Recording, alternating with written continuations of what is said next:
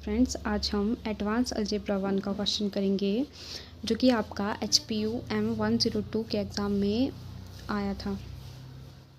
तो स्टार्ट करते हैं। Of the n factorial permutation on n symbols are n factorial upon 2 are even permutations and n factorial upon 2 are odd permutations. मतलब आपके पास क्या है, n symbols हैं, ठीक है। n सिम्बल्स की n फैक्टोरियल परमुटेशंस बनेंगी, उनमें से हाफ जो होंगी आपकी इवन होंगी और हाफ जो होंगी आपकी ऑड होंगी, ठीक है।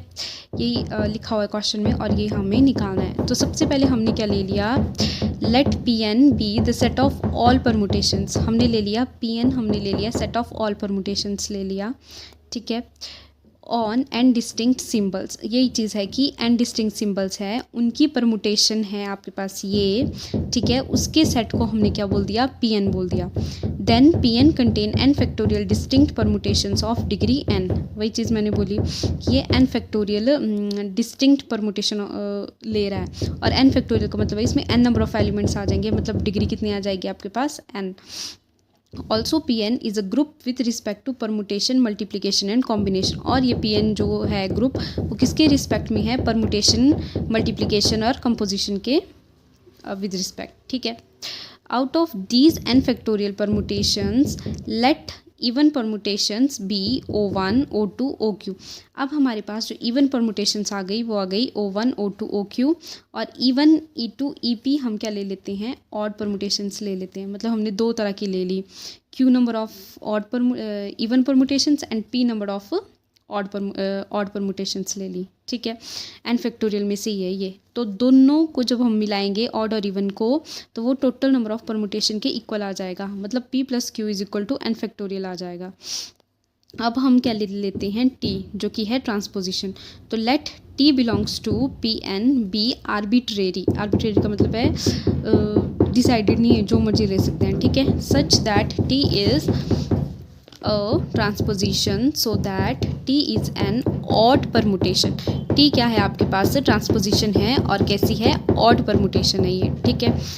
Let T be operated on each of EI। अब हम क्या कर रहे हैं, T को ऑपरेट कर रहे हैं EI पे, जैसे यहाँ पे किया है T इंटू EI हमने इसको ऑपरेट किया है, ठीक है।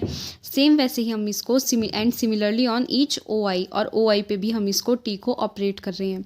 Since Pn dot is a group and therefore TEI belongs to Pn। मतलब क्योंकि T भी जो मतलब एक तरीके से क्या आपके पास परमुटेशन ही है ना, ठीक है। और अगर ये भी Pn से ही, मतलब इन दोनों का मल्टीप्लाई अगर इससे Pn से बिलोंग करता है, ठीक है, एंड TOJ भी बिलोंग करता है Pn से, करेगा आपका, ठीक है।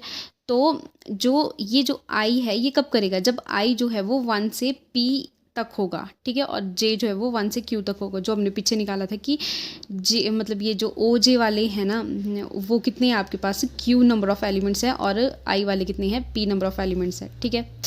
तो the permutation TEI for I is equal to 1 to P are all odd permutations.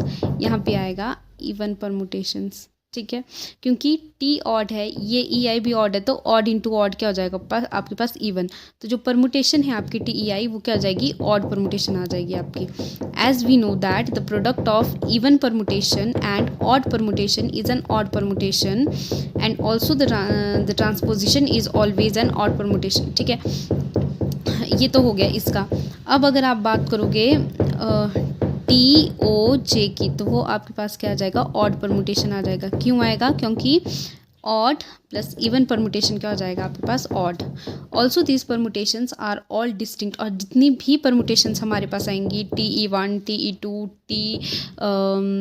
O1 O2, ठीक है, सभी जो है आपके पास क्या है, डिस्टिंक्ट है, क्योंकि हमने स्टार्टिंग में बोला था कि ये क्या है आपके पास, डिस्टिंक्ट सिंबल्स है, तो डिस्टिंक्ट ही परमुटेशन या डिस्टिंक्ट ही परमुटेशंस आपके पास बनेंगी। तो वही चीज़ यहाँ पे लिखी हुई है, ठीक है, कि ये क्या है, सारी ही डिस्टिंक्ट है।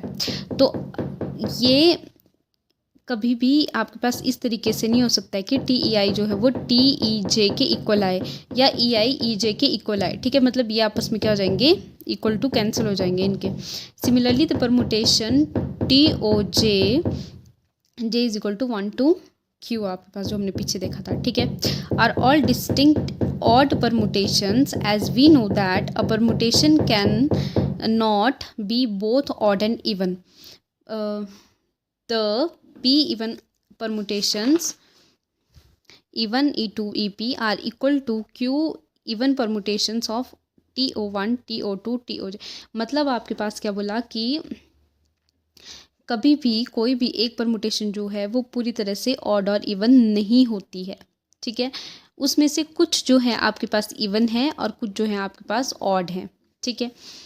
तो वो तभी हो सकती हैं जब वो आपस में इक्वल होंगी, ठीक है। तो मतलब आपके पास क्यू नंबर ऑफ़ एलिमेंट्स जो हैं इवन एलिमेंट्स है वो P number of odd elements के इक्वल होंगे। तो इसका मतलब है कि T E I is equal to T E J आपके पास आ जाएगा, मतलब Q is equal to P आ जाएगा आपके पास, ठीक है। तो ये आ गया आपके पास, ये हमने निकालना था कि नंबर ऑफ़ ओ जे आ जाएगा, सॉरी इधर यही हमने निकालना था कि नंबर ऑफ़ इवन परमुटेशंस जो है नंबर ऑफ़ ऑड परमुटेशंस के इक्वल है। मतलब n फैक्टोरियल में से हाफ जो है वो क्या है आपके पास इवन और हाफ आपके पास क्या है ऑड। नाउ कॉन्सिक्वेंटली अगर हम इसी चीज़ को हम इस क्वेश्चन को उल्टा करेंगे तो हम क्या बोलेंगे उसमें कि दोनों इवन ऑड परमुटेशंस आपके पास सेम है, ठीक है। सेम है तो आपने निकालना है कि कितनी आपके पास ऑड परमुटेशन होंगी और कितनी आपके पास इवन परमुटेशन होंगी। तो पहले तो दोनों इक्वल हैं, ठीक है, और दोनों का सम क्या आपके पास n फैक्टोरियल है, तो वो हम लिख देंगे।